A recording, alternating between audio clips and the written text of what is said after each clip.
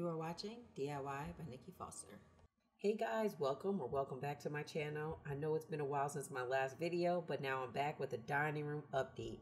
Here are some of my inspiration from my Pinterest page that I'm going to be going for. I'm loving the dark walls with gold accents, but also a hint of cream and kind of sort of a little bit of minimalism too. I hope you enjoyed this DIY tutorial on how you can give your dining room high-end vibes without breaking the bank. Here's what the dining room looked like before when we first moved in. Everything was pretty much the same beige color. If you've seen any of my other DIY videos, it's literally the same color all throughout the house. So I am just kind of going around each room one at a time and revamping it so it's more my style. If you notice the other blue wall on the side, that is the color I'm going to be painting this focus wall on the side with the windows. First thing I'm going to do is I'm going to tape up the ceiling. So I did decide to go with frog tape this go round. I had used frog tape in my son's wallpaper video for the first time ever. Frog tape has this technology where it doesn't cause bleeding lines. I have used the regular blue painter's tape in the past and it does result in bleeding lines, which I hate. So I wanted to make sure my ceiling line was going to be crisp as possible because I am using such a dark color in contrast to the white ceiling. And to be honest, I'm just using the frog tape to see if it's as good as it claims. Awesome. So now that that is done, I'm going to get to painting. I usually start painting with the roller brush first, and then I get to doing the trim at the end. But this time I'm doing something a little bit different. I'm going to be doing the outline first, where I take the thick or wide side of the brush and go around the ceiling, the fireplace, and the windows and everything. Then what I'm going to do is I'm going to go back in with the roller brush and then paint the rest of the wall. Nice. So I ended up doing the trim, which I actually like that method. I felt like it was a little bit faster. I did around the fireplace, underneath the window, and around the wall. So now I'm just going to remove the blinds so I do not get paint on them. This paint color is called Antigua by Behr, sold exclusively at Home Depot. I'm a fan of Behr paint because the first time I used it, I kind of just fell in love with the quality and the color selections. They offer a vast color selection. They also offer paint matching. For instance, if you wanted a Benjamin Moore color, they could probably match it. The color I'm using is not paint match. It is a Behr color, but I wanted to put that out there in case anyone was interested. Home Depot actually changed the name of their paint. It used to be called Behr Ultra Paint and Primer in One, but now they call it Behr Ultra Scuff Defense. So if you are looking for the paint that I had mentioned in my last few videos, it is the same paint. It's just called something different now. From my Pinterest inspiration board, I decided to go with the darker greenish bluish color, and this one is called Antigua. I really was inspired by the Joanna Gaines The Weekend color, but like I said before, I am a big fan of Behr paint, so I wanted something that was similar. Someone else had posted that Ocean Abyss is actually a really good paint match for that color, but I chose Antigua because when paint dries, it usually dries a bit darker, and I didn't want it to be extremely dark. And it worked out for me because when the sun changed positions, that's how dark I wanted the paint. So I finished doing the painting and I let it dry. It looked really good when I came back in. So then I decided to put the blinds back in again. I just wanted to get them off the floor and out of the way. And another thing to note with paint is paint actually dries a little bit darker than the actual color that it goes on. So when you put paint on the wall, do not be afraid to just let it dry and see what it actually looks like before deciding to go and get another paint. So now I'm just cleaning up. I am removing the plastic wrap that was covering the fireplace. It did a really good job of capturing any of those little paint splatting particles. When I climbed on the ladder and peeled off the frog tape, I really wasn't sure what I was going to find, but when I peeled it off, I swear the edges were so sharp and smooth. So now I'm going to be installing the curtain rods for the windows. A good rule of thumb when you are hanging curtain rods is to hang them at least 4 inches above the window, and I'll explain why in a second.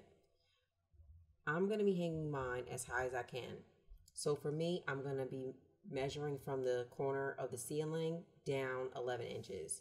I'm doing mine a little bit backwards because the curtains that I bought are 98 inches long and I got them from IKEA. I did not want to hem them at all, so I decided to just hang them as high as I could. So the reason you want to hang your curtain rods as high as possible is because it offers a high-end look. It also creates the effect of higher ceilings. And if you have really low ceilings, you definitely want to hang your curtain rod higher, but just also make sure you're getting curtains that actually touch the floor. For the hardware curtain rods, I am using the same brand that I had used in my son's room. This gold color was perfect for me. And since it worked out so well the last time, I decided to just stick with it. I ended up just getting a longer version because the window in this dining room was so much wider. I also like that it offered like a minimalist vibe with the end cap finials. I also found curtain clips to match too, so the color was just perfect.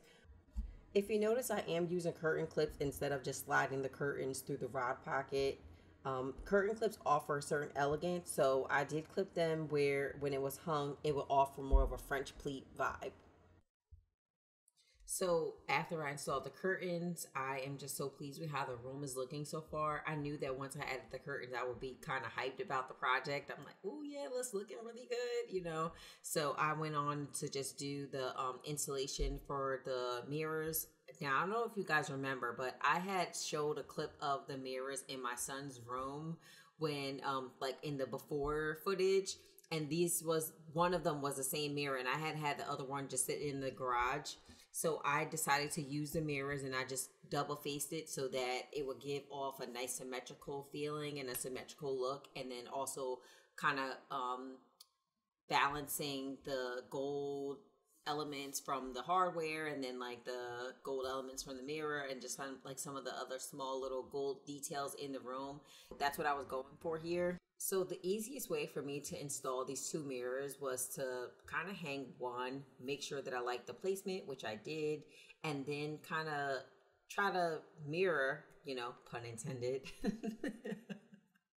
the next mirror to the same height that the other one was already hung. So you could see me getting down off the ladder, and then I'm like, all right, that's like a little bit too high, so I wanted to adjust it. So I just I use common nails, 2-inch common nails, just so I can like bang them in the wall and then be able to adjust easily. I do not screw them in, and I do not use anchors. My mirrors are not that heavy.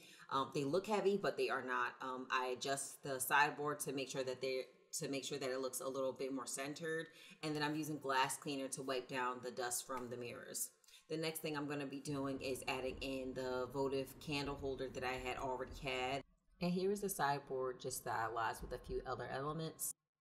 And this is how the room looked before with the dining room table in place and my dining room chairs.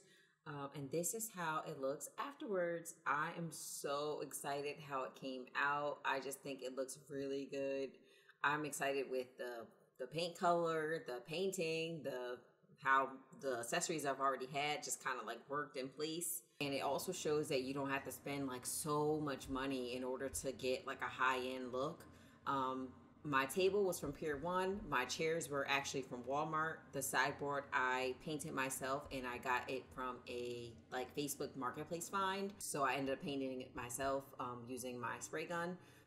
So yeah, I just think that the look came out really good. It has a really high elegance to it, and I'm just really excited. I did not put any artwork on the opposite side of the wall where my son's high chair used to be, but I do plan on putting something there. Anyway, I did arrange the hydrangea bouquets on the table myself, so I do plan on showing you guys how I did that in another video.